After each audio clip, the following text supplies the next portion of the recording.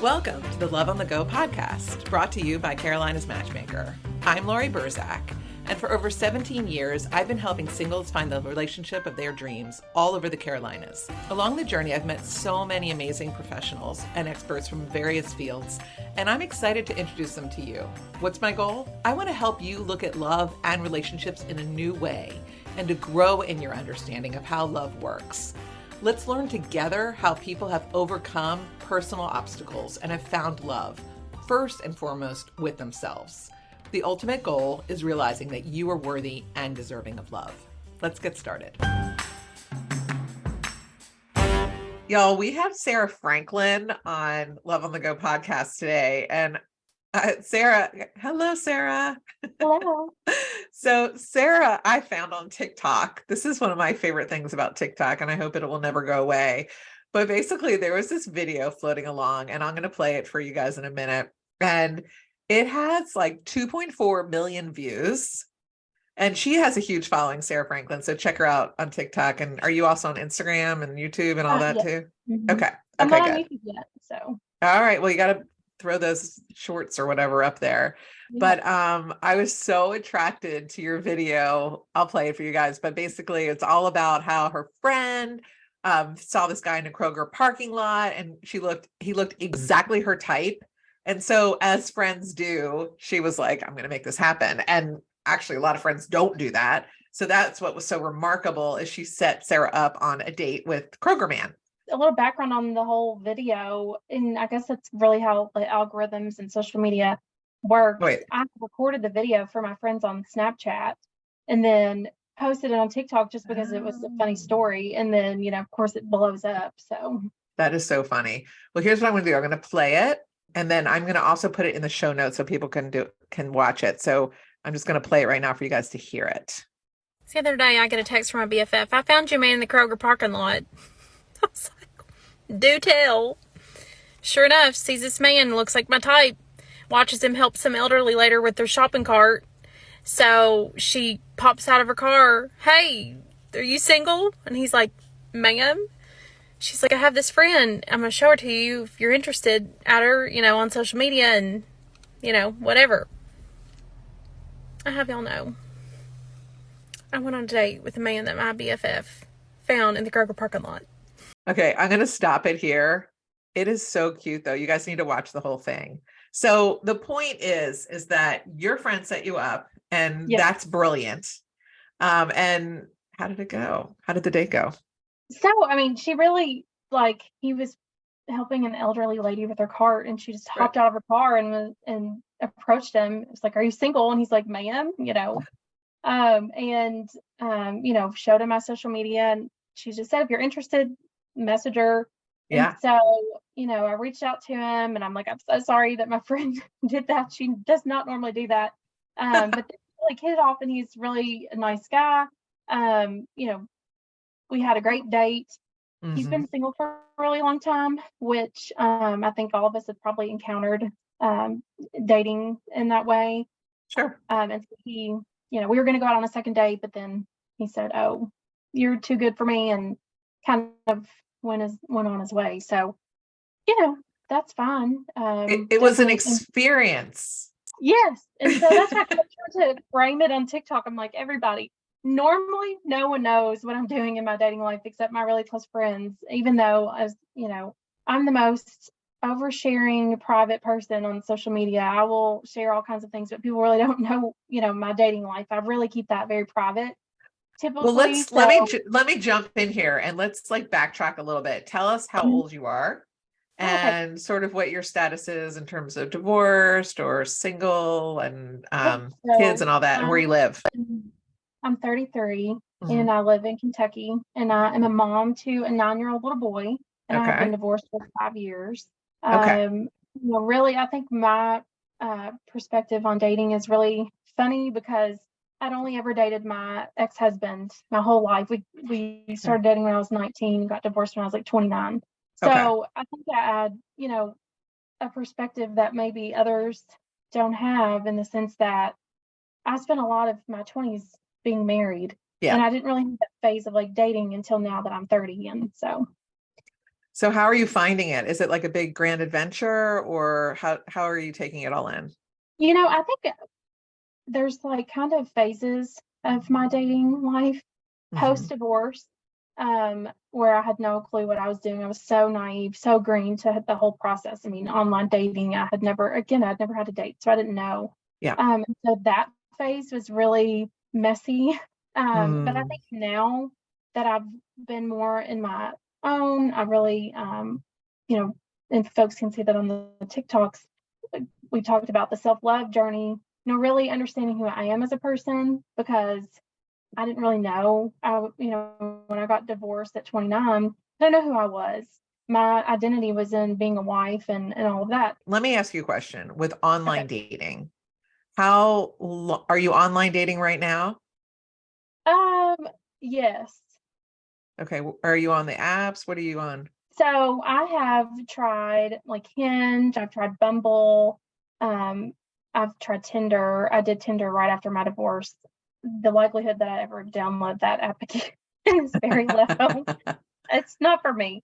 I would say like Bumble has been the best. Most dates, that sort of thing, have been on Bumble. Okay. And that's nice because you get to choose which men you want to be corresponding with. Right. That's what I love about Bumble. It gives you a little bit of the power. And then you're divorced and you've got a child. So how do you deal with dating with a child? Sure. So, my son is obviously my number one priority, and I have him the majority of the time. So really my time to date is on Thursday night and every other weekend. Wow. So it's very limited in, the possibilities of going on dates, which I think in some ways is good because you can't go head first into anything. I've, that space, that natural space between someone. So in some ways, I think that's a good thing. For me, I'm very much separate. Dating is separate. My son has only met one person that I've dated in the 5 years that I've been divorced. Okay. So I really don't jump into including him in my dating life. I will say now that he's a little older, he has opinions, Right. even though he, doesn't meet any of these guys. Right. So that's kind of funny, to get his thoughts on the kind of man that I need to date and all of that. But we keep him out of it. Has he ever seen your TikTok? He did see the TikTok. So I had my mom blocked from my TikTok because she would let him on TikTok, and some of my content is really not for him. And so, or, he doesn't need to know his mom's dating life. No. So, but where the TikTok blew up, my whole family was talking about it, and they were talking about it at school and everything. So I ended up sharing with him. Right. And funny story. He was with my mom, and I was just, I don't know about anyone else, but I love to just sit in the car when I pull in a driveway and have a moment. So I was talking to him, and he's like, "Is it because Kroger man rejected you?" I was like, "Kroger man did not reject me, but thank you for your support." No, Kroger man did not. Well, what is your kind of biggest takeaway right now with dating? So you took some time off, you're focusing on your son, you're doing a little bit of online dating, you're meeting some people organically. Like, what can you say about it all? Sort of like bird's eye view. Yeah, I think really the best thing, this feels the healthiest I've ever been around dating. And I would say it's because, really that self-love, journey may be overused, but, really not giving up on myself in the sense that, I work out like 5 or 6 days a week. Wow. I just don't allow just anyone access. I have very limited free time. I think that helps, like coming from a space of not needing someone and not like, I'm going to be okay if someone doesn't text me back. I've definitely learning about attachment styles helped me so much, and understanding like moving from anxious to probably more avoidant to probably more secure now has really helped me too. I mean, I remember after dates and dealing with men, and I have ran across men even in my stage of healing where they're avoidant and they trigger that anxious in me of like, oh, are they going to text me back and that sort of thing.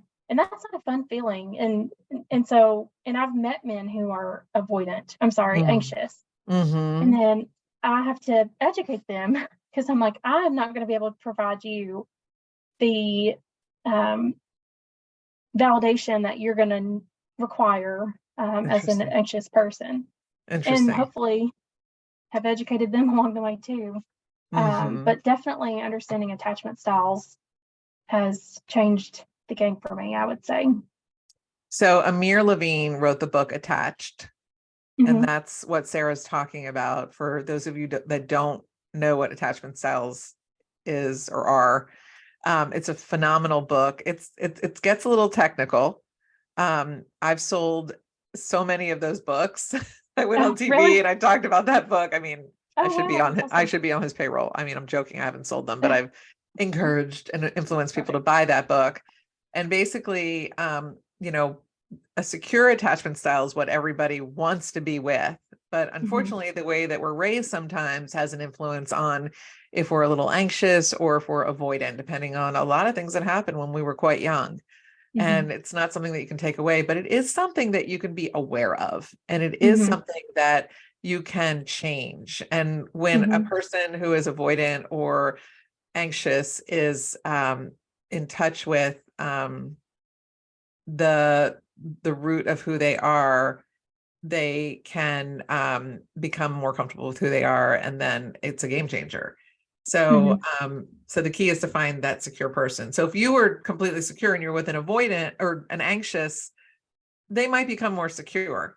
So it's not like up to you, obviously, to help them with their journey. Yeah, they're gonna have to figure that out. And I think I was so worried about the fact that when I was dating before, again, I've had different phases of dating, kind of prior to this, like, self-love journey, I was worried that I wouldn't meet anyone who was also doing the work. I love to listen to podcasts and again, exercise and going to church on Sunday. So, really, I think also becoming the kind of person that I would want. So I want a man who has, faith is important, then making sure that I'm showing up too. And then if I want someone who's in, fitness and health is important, then I'm showing up for myself in that way too. So really aligning myself in that way so that when I do meet that man, that, I'm showing up in my best way as well.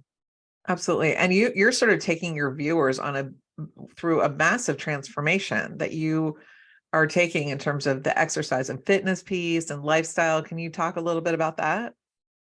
Yeah. So really, I think the number one question that people ask is like, how did you do it? How do you start? And really, it's just start moving.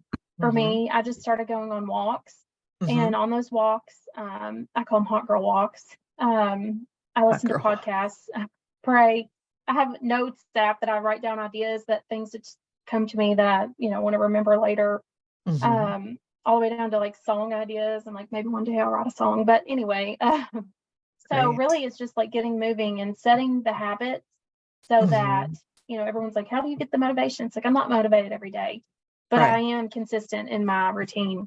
So that's what keeps me motivated. Motivation doesn't always come, but the routine, that does, and consistency. So, that's the number one thing. And then again, just when you start, loving yourself, the hard parts to love as well, and understanding why you are the way you are, like the attachment stuff. It's like, now I understand, even through like Enneagram. I don't know if you've heard about that or anything. That's helped me a lot too with understanding my just how I tick, and it helps me also understand how other people tick too, and the discernment from that, and then also not giving access to just anyone. I work so hard to be in this space. I can't just let, any person in. And I've really also noticed, like, I don't know if it's like a comforting style or what I bring, but I will have guys who are like, well, you're a nice person, you can help me through this kind of thing. And it's like, so you have to be careful with that too. That is not your job. No. Yes. So I have definitely learned that as well. like I love that. boundaries. Yeah, boundaries. And it's so interesting. I was talking to somebody I've been thinking a lot about boundaries lately. And, sometimes it's very important to set boundaries. And also it's important to recognize if you're getting upset because somebody is trying to push into your boundary. Mm-hmm. You don't need to get upset. Of course, people are going to try to push your boundaries, but that doesn't have to affect you and your psyche and the way, it's kind of like a 5-year-old, like wanting a cookie and you keep saying no. That doesn't mean you have to get upset every time they ask for a cookie. It's like, no, still the answer is no. Well, I think really detaching from the outcome when you go on dates and you have just go on the date. Don't say no necessarily. I mean, unless they're like huge red flag, don't go. But, you don't have to marry this person just because you go on a date and you don't end up dating or whatever. You've learned something. I always think I'm just a little closer to meeting the right man. Every date that I go on. I've learned something about myself. Yes. Learned something about closer to what I want. And, I really do I'm such an optimist. Sometimes this dating world will knock you down and you will try, you could lose your optimism very quickly. But, really focusing on yourself and, tell folks, it's like, did you have a good time?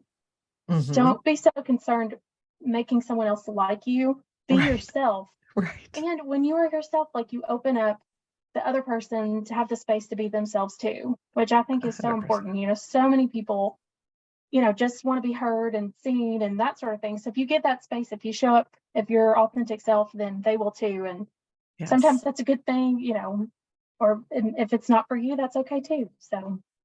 Exactly. And I mean, I always think about it because sometimes I call somebody up and I say, hey, I've got somebody to introduce you to. And they're like, well, tell me about him. And I'll be like, okay, he's this, that, and the other.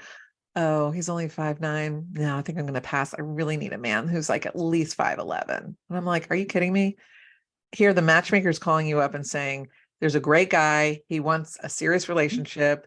He's passed a background check. He's got he's normal. He's kind. He's handsome. And you don't want to meet him. Like, to me, it's just a date. Who cares? It's a couple inches. You're not, Why not? You're meeting another human being, that has been put in your life for some reason, hopefully. And like, why not just go out and meet him? Who cares? Right. He might have a cousin or a brother that could be good for you. Right. Or sister. I Who totally knows? agree. You just don't know anything. So, I mean, I guess the point is I love how you are optimistic and open-minded, and it's people like you that find people for sure. That optimism. I know she's crossing her fingers. You've got such a beautiful essence to you. I love your truth really comes through with your TikToks. That's why I was so attracted to the idea of getting you on this podcast, because people need to hear the truth. Right now, the more transparent you are, that is who you will attract into your life and into your world. And that's why people like to follow you and hear what you have to say. It's interesting. And I think perfectionism and everything is probably, especially for like millennials like myself, that's been, harped on. Yeah. But I really do think I saw TikTok recently, and I can't remember who it was, but he said something like, when you have the sauce, like the people who've been through things have that sauce. And it's like, I agree. It's like, when you have been through things, it gives you the sauce. Like for me, divorce taught me to be empathetic. I had no idea. I'd never been through anything hard, and divorce just teaches you to like, people are going through things that you have no clue that they're going through. And I think divorce is like the second stressor in a life other than the death of a spouse. And so through that, I mean, I'm able to understand when people are really like going through things. Yeah. And, for me, it's like, what did you learn from that? If, you don't go through divorce or any tough times, I think, to not, learn something. So, so what was like what was your big takeaway from your divorce that you can authentically say, I'm glad that I have this kind of in my back pocket to be able to move forward in life? Aside from your son. Yeah, definitely my son. Definitely the empathy. And, I've always been an independent person. And so that, I was able to get through. I've never been in a situation like I can't get out of. I think making sure I have a career and all of that was really important. And I think, sometimes women, get stuck in situations that aren't good for them. And it's like, I'm very thankful for that. But again, I think it's just the empathy, truly being able to relate to other people and connect to other people. And I truly do feel like I went through it so that I can help other people. And, connected with so many, feels like every time someone gets divorced, they're like reaching out to me, like, how do I handle this with grace? And what do I do? And so, I really do feel like that's why I went through it. Beautiful. And what are you looking for in someone? Tell us let's spotlight you now. I should have your pulled list. out my journal. Yeah. I did a journal entry the beginning of the year. It's like, this is what it'll feel like when I found the one. Well, and I like how you said that this is how it will feel like versus the checklist. So what will it feel like when you're with your partner? I think really, I am such an enthusiastic, optimistic person. So I feel like it will feel like, my motivation and to do things in life will be matched. And also, again, I'm so independent, but I also need to be pushed in some ways and to do the hard things as an Enneagram 7 and ENFP. I like to have fun and I like the joys of life, but the hard times, they always have a spin of some type of fun. So I think continuing to bring out my fun side and, playfulness and I think really like feeling secure and content as well is what it will feel like, checklist wise, my type I think is just geographic. I think I would have a wholly different type if I didn't live in central Kentucky. What is it like? What does that look like? What's the difference between bearded, blue collar, it's I was kind of born to sparkle. That's just who I am as a person. I've always been this way. So it's just funny when these blue collar guys, they're like, do you hunt and fish? And I'm like, do I look like I hunt and fish? I will, because I'm all for an experience and I will do, but it's just funny to me. And I think too, one of the things I've learned is just like codependency, like definitely after I got divorced, like I realized my ex-husband and I were so codependent, but we were together so long and when we were so young, really being able to be myself and not feeling like I have to dim my sparkle or, any of that, like being full send.